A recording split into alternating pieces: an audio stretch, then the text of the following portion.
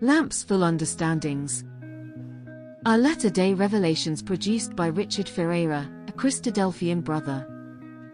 Joel 2 verse 28. And it shall come to pass afterward, that I will pour out my spirit upon all flesh, and your sons and your daughters shall prophesy, your old men shall dream dreams, your young men shall see visions. Please like, subscribe, and share widely.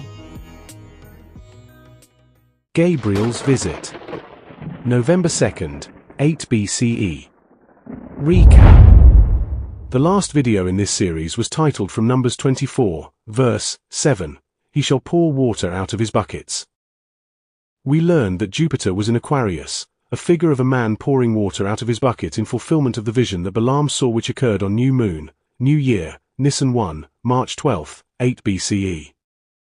This is the first vision that Balaam saw, signifying that this is the starting point from which we can calculate the priestly courses.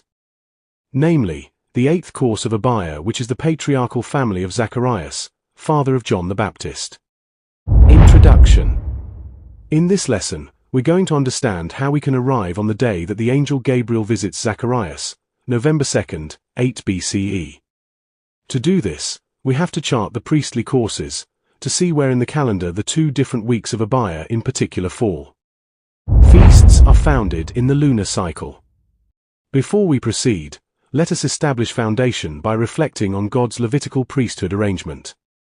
It is important to recognize that the law and its details are constantly forming the foundation of New Testament and celestial understanding. God set his feasts into a lunar calendar configuration. His months begin new moons, his feasts and festivals often began the 15th, full moon, that is, the Feast of Unleavened Bread, Feast of Tabernacles and Shushan Purim. The month of Nisan was made the month of months in which began the religious new year containing the Passover Seder. The Feast of Weeks contained a large variety of sacrifices, signifying it was the first resurrection. The Feast of Trumpets is an identified new moon signifying the seeing of Jesus when he returns on the last trump. The trumpet is blown every new moon. Tishri 1 is the last of the 7 trumpets, like the Jericho 7 trumpets in one day that were blown before the last trumpet and the shouting that brought down the Jericho walls. The feasts are fixed periods in the calendar which map on to prophetic times that will play out in future times on the same calendar periods. These feast events are iterated every year like the movement of a clock never stopping, or changing speed always keeping time. The heavenly bodies are a very predictable set of movements, yet complex. God has simplified his signs into new moons and full moons because we can always identify them with regularity and reduce that movement to mathematical formulation. This ability to understand the movements according to mathematical law enables us to go forward and backwarding in time with stunning accuracy. In this age, we have the ability to display mathematical computation into graphical representation on a screen using graphical user interface technology. Every new moon are opportunities for solar eclipse, and every full moon is an opportunity for a blood moon. This is why we see many verses embedded into prophetic chapters that will describe the moon and the sun as dark, a solar eclipse or the moon has turned to blood. A full moon that looks red due to light refracting or bending and separating as it passes through our atmosphere. You can see how God has designed this arrangement to connect his celestial signs to his feasts and therefore onto his future prophetic events. On this foundation we can chart the time Gabriel met Zacharias when he was serving in the temple in the year 8 BCE. Understanding the elements needed to chart Abia's 2 courses or division weeks. 1 Chronicles 24 describes the families who were selected and lists the order that they would serve, an order that was never changed. In verse 10, we learn that Zacharias was of Abia, which was in the 8th position. 1 Chronicles 24 verse 10. The 8th to Abia. Before you can chart the courses, you have to know that one course would come in every Sabbath and fulfill the evening work, while the existing course would fulfill the morning work and leave. If not dismissed, the 2 working courses met each other midday on the Sabbath. Of course, it is the existing course or division that is already there in the morning to serve and then leave, and so it is the incoming that handles the evening and begins its week. This arrangement of coming in to handle the evening service and going out in the morning is described. 2 Chronicles 23 verse 8. So the Levites and all Judah did according to all things that Jehoiada the priest had commanded, and took every man his men that were to come in on the Sabbath, with them that were to go out on the Sabbath, for Jehoiada the priest dismissed not the courses. Jewish commentaries also record the transition of temple service in the same manner. These 24 mishmarot conducted the daily temple service, each in turn officiating for 1 week. Every Sabbath they changed, the retiring mishmar offering the morning and musaf additional sacrifices, whereas the new mishmar offered the evening one, and laid the fresh showbread on the table. Sukkah 4 verse 24 and 25. The only exception to the strict, family allotment of weekly service is the co-joining of all the priests together on feast weeks. Again, Jewish commentaries explain that all the families take part during feast weeks to serve together in those weeks. Feast weeks are never allotted to any one family. On the 3 pilgrim festivals, all the 24 mishmarot officiated together. Sukkah 5 verse 7 and 8. Summarizing the foundation for charting Abia's course weeks. 1. That the year begins Nisan 1, confirmed by Balaam's constellation prophecy, he shall pour water from his buckets. 2. The course of Abia, which is the patriarchal family of Zacharias, is the 8th week beginning the new year.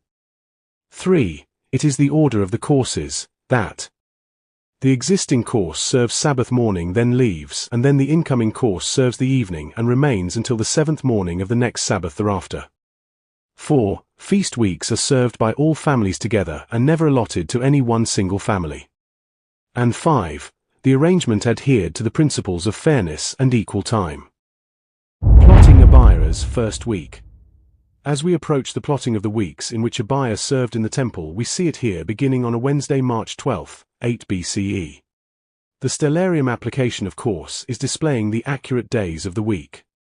3 days later will be Saturday, March 15th. On Saturday morning course 1 serves and leaves. Saturday evening course 2 arrives. The following Saturday morning, it's course 2's turn to serve and leave, while course 3 comes in Saturday evening, March 29th. It is an important element of the division arrangement that no family course is diminished to less than 7 days service or augmented beyond 7 days.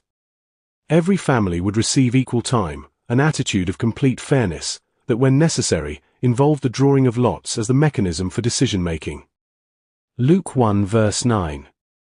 According to the custom of the priest's office, his lot was to burn incense when he went into the temple of the Lord. As a result, when a course would begin their week, that course would finish the week. On feast weeks, there's no diminishment or extension of family time. We scheduled the courses to come in Sabbath evening before the beginning of the feast. Abia, being the 8th course, never coincided with a feast week. As we plot through to the 8th course, we see that Zacharias began serving Sabbath evening of May 3rd, and completed his week Sabbath morning of May 10th. At this point, we take notice that May 10th is a new moon and a solar eclipse day.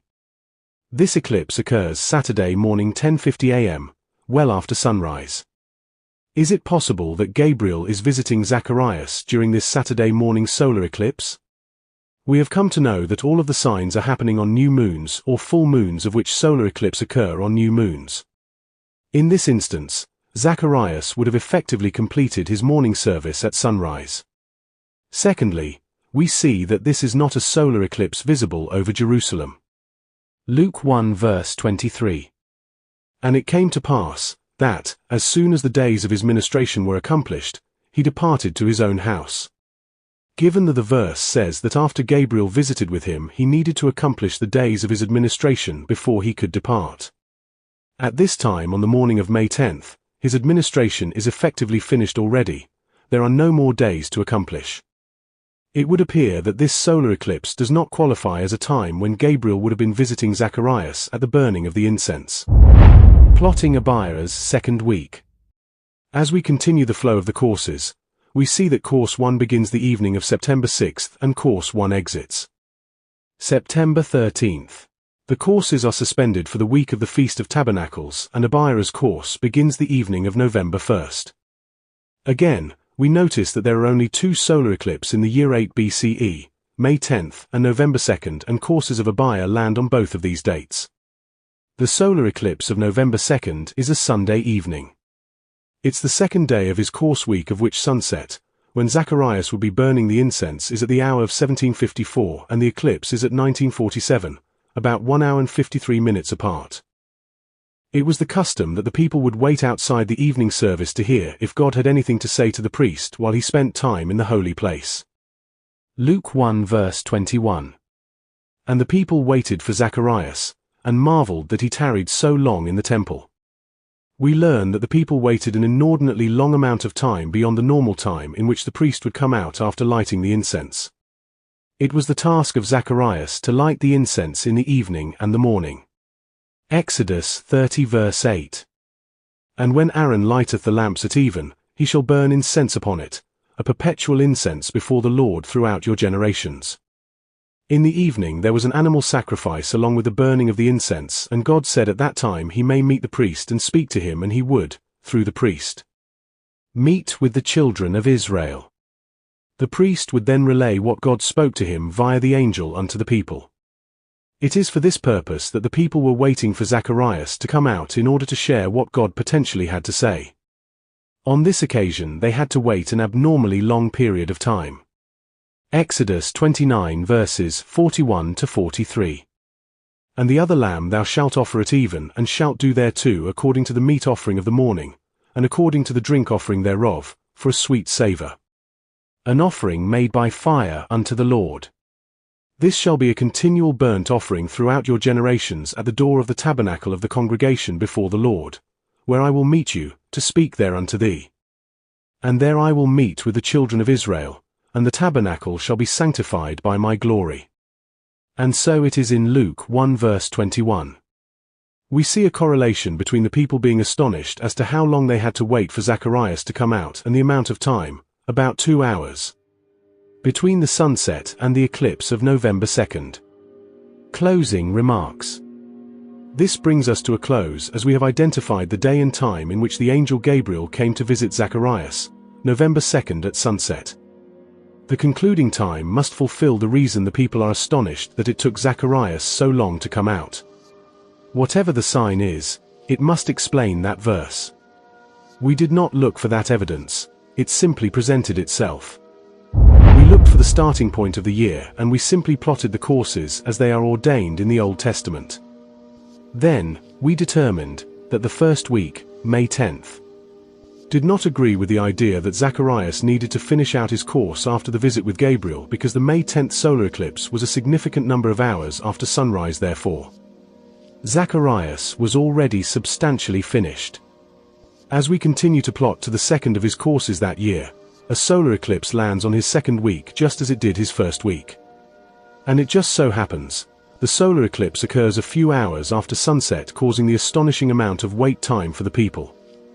Finally, after November 2nd, Zacharias would need about 7 days to finish out his course.